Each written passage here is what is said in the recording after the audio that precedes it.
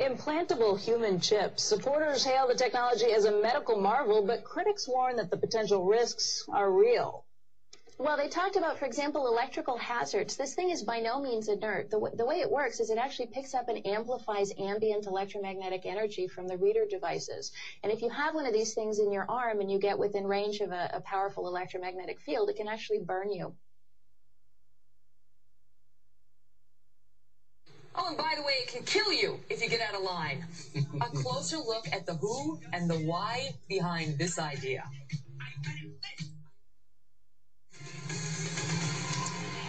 All right, this next story may sound like something out of, well, a Hollywood thriller. A Saudi inventor has created a killer microchip. It's designed to track terrorists and criminals and, well, you can think of somebody. Not only does it include a GPS device, it also has a lethal dose of cyanide, which can be activated at any time. You get my point? The inventor's bid for a patent has been rejected in Germany. Joining us now this morning to talk about it, Jake Ward, deputy editor of Popular Science. Okay, this is pretty macabre, pretty sinister and nefarious. How exactly would this work? Well, there's a category of technology that involves GPS tracking systems being shrunk down to the size where you could actually implant it surgically. And we've seen a number of applications for this. This is without question the most sinister version of it that I've certainly heard of. And the notion of tracking criminals is not new, but the notion of killing them remotely, I think, is a whole new thing. Yeah, and Germany says, look, we're not going to approve this. That's right. For that very purpose. And apparently, in some of the paperwork in applying for the patent, you could track fugitives from justice, terrorists, illegal immigrants, criminals, political opponents, defectors, and Saudi Arabians who don't return home from pilgrimage. It's a little bit wild. I agree. I mean, the thing about this kind of patent is Germany has very tight laws about making sure that you're not registering something that really is just a bad idea, a scary idea. And in this case, this guy obviously has some very strong feelings about what it would be used for, but it just seems a little outlandish. Yeah, well, terrorist groups might be interested. I'm sure they'd be happy to grant their own form of a patent for that. Sure. The bigger world, though, of GPS, talk to us about how it's being used to, for example, track sex offenders. Sure. The Washington State Legislature right now is considering the possibility of registering perhaps 100 sex offenders with a GPS chip that's implanted in their shoulder because they found that a few of them have been wearing them on their wrists and then have cut them off, which just defeats the purpose. And so, but the larger world of this technology is actually pretty happy stuff. I mean, there is new technology for tracking Alzheimer's patients, who may wander away. Right. Sure. Tracking the vital signs of professional athletes from the sideline. There's been a couple of cases in which football players have collapsed of heat exhaustion, and seeing the early warning signs of that. There's technology that sort of allows you to do that remotely.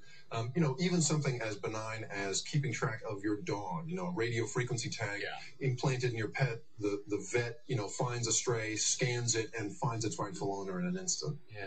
Do you see an explosion of the use of GPS devices? And obviously, a lot of people are concerned about an intrusion of privacy. Absolutely, sure. I mean, I think that there is a trade-off there, and obviously, the inventor who filed for this patent has gone across the line in terms of privacy. Yeah. But the use of GPS in the future will allow you to. You'll never lose your wallet again. You'll never lose your keys again. It's that kind of stuff where you're going to, you'll be able to beep any object you own, and find it in the house. And so, there's the vicious expression, and then there's the really, really helpful expression I think we'll see in the future. I lose socks in the dryer. I don't know how that happens. Maybe that would help me in that regard.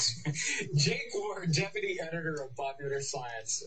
Interesting stuff. Thanks very much. I've got my little buddies microchipped. Baby Do you really? Yeah. Yeah. I do, just in case they get away, and then you bring them and you take them to the checkout counter at the grocery store, and you scan them, and then they say, hey, I belong to Megyn Kelly. That is very cool, yeah. Our chip has been approved by the FDA as a Class 2 medical device in order to identify high-risk patients in an emergency situation. It's elective, it's voluntary, And it is certainly critical to the evolution of information technology in healthcare.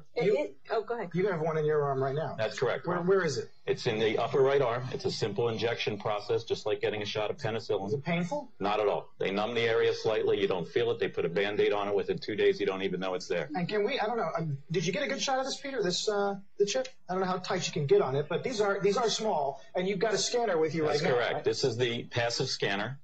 The critics would say, and I listened to it, and I'm trying to figure it out, but they use the they word a lot. Is there a vast RFID conspiracy out there that is they would say this is a slippery slope. This is the first thing. This is where you lull us into a false sense of security. We all get these things. And then the next thing you know, I don't know, it's making like Soylent Green. Like the Trilateral Commission, or the whole world gets taken over, like in Terminator 3 or something. Is anything? I mean, do we need to worry? There's no conspiracy, Joe. You sure? I'm sure. I'm looking at you. I'm looking at your eyebrow. It twitches when you say that a little bit. And I'm looking back at you. And let me say this. Let me say this. As far as the RFID industry is concerned.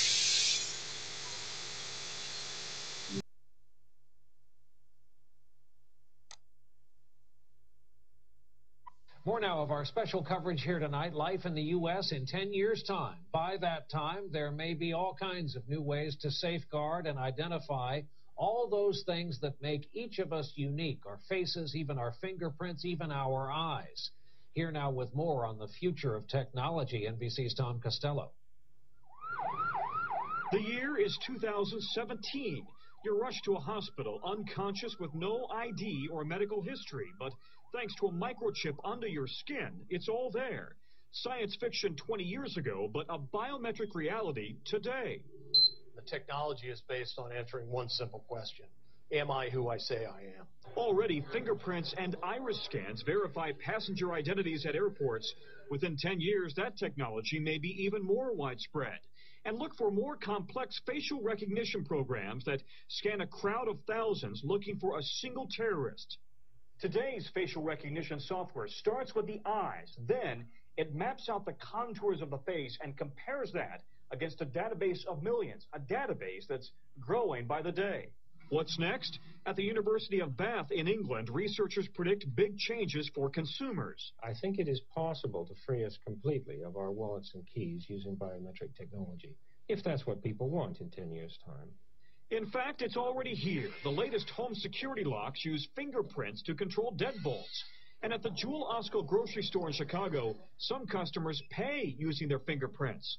No paper or plastic. You don't really need anything other than your hand, and you already got that with you. So will future department stores scan our irises, like in the movie Minority Report, then offer products catered to who we are? Hello, Mr. Yakamoto. Welcome back to the Gap. Experts say that technology is here now.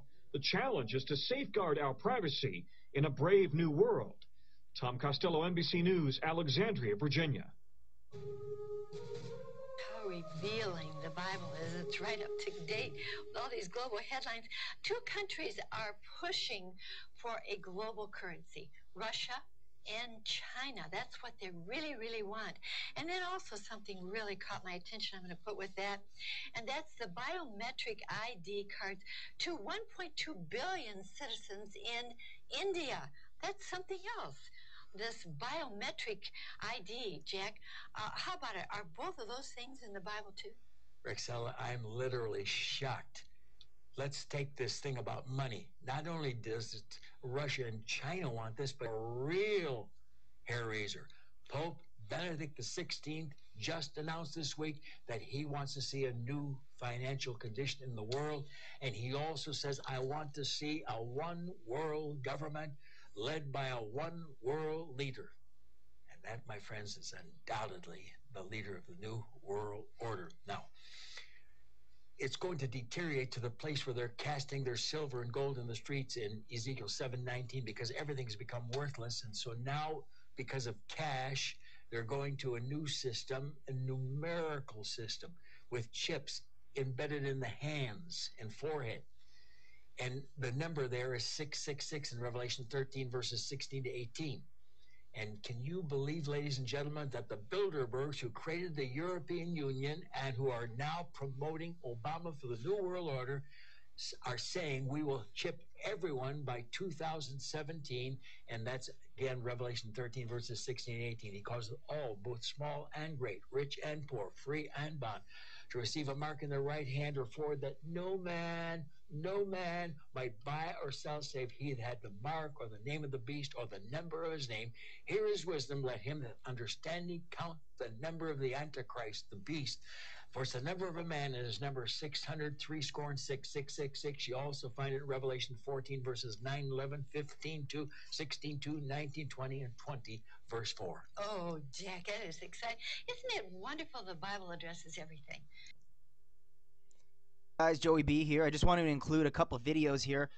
I'm sure a lot of my subscribers have already seen this, but it's my video I've done titled Globalist Depopulation Agenda and Sinister DNA Plan, and I put 31 links below on everything. Please watch this video, or please at least come and check out all these links. They're saying this plan in their own words, and I got everything in here, including Obama's health care bill and how it's included in that even. And even the Human Genome Project and everything like that. So I'll link you to this, and I'll also link you to another video that I did here. I'll also link you up to this titled Denounce God, Depopulate and Disarm, and Develop Global Government / Enslavement. And it's got a lot of great stuff in there as well, including a boatload of links to check out as well. So I'll link you guys to that, and take care. Also, thanks to Walking Dude 004, I think, for the first part of this video, talking about how the RFID chip will kill you if you disobey. All right, guys, take care. Much love.